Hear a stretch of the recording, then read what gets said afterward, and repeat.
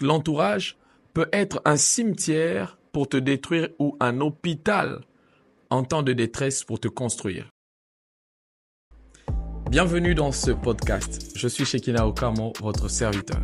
Je nous parlerai ce soir de 4 conseils pour grandir dans la foi. Il est important de savoir que chaque chose pour produire des fruits, ça nécessite un certain nombre de principes à respecter. Et lorsque je parle de la foi, je parle de la marche avec Dieu. Et il y a des choses à faire, des principes à respecter si vous voulez grandir dans votre foi ou dans votre marche avec Dieu. Le premier conseil pour aujourd'hui, si vous voulez bien grandir dans la foi, il faut être bien accompagné.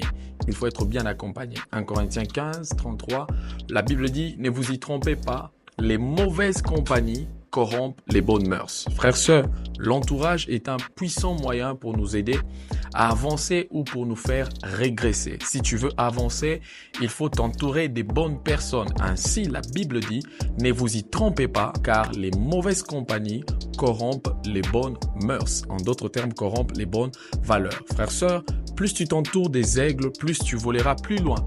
Et plus tu t'entoures des pigeons, plus tu voleras, mais à une certaine distance.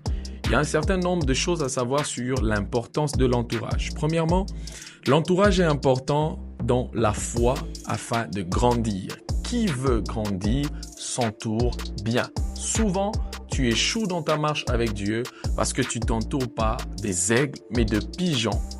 Deuxièmement, l'entourage est un puissant moyen pour te donner à produire des fruits. Lorsque une plante est placé dans une bonne terre, ça produit des bons fruits et ça produit rapidement. Mais lorsque la terre a un problème, la terre qui représente l'entourage en d'autres termes, ça ne produit pas rapidement les fruits comme il se doit. Frère, sœur, tu te plantes auprès de qui? La Bible dit « Heureux l'homme qui se met pas en compagnie de moqueurs et qui a placé son confiance en Dieu ». Je paraphrase. La Bible montre qu'il est comme un arbre planté auprès d'un courant d'eau. Celui qui place sa confiance ou qui place son cœur en la parole de Dieu, la Bible dit il est comme un arbre planté près d'un courant d'eau. Et donc l'entourage peut être un cimetière pour te détruire ou un hôpital en temps de détresse pour te construire. Retenez, l'entourage peut être un cimetière pour te détruire et t'enterrer, ou ça peut être un hôpital pour te construire. Avec qui tu t'entoures. Si tu t'entoures des bonnes personnes, ça sera un hôpital pour te construire. Une autre chose, c'est que à un certain âge, on ne s'entoure pas de n'importe qui.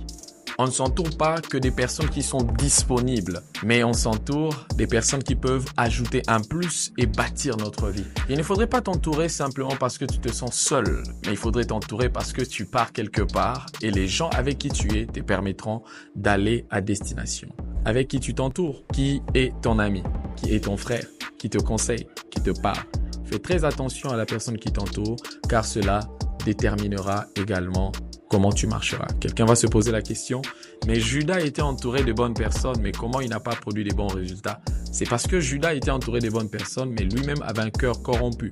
Parce qu'on peut être entouré de bonnes personnes, mais si son cœur est prédisposé à certaines choses, on peut passer à côté.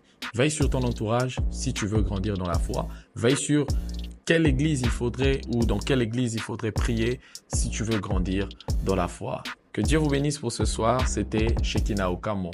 Merci. Shalom, chez vous.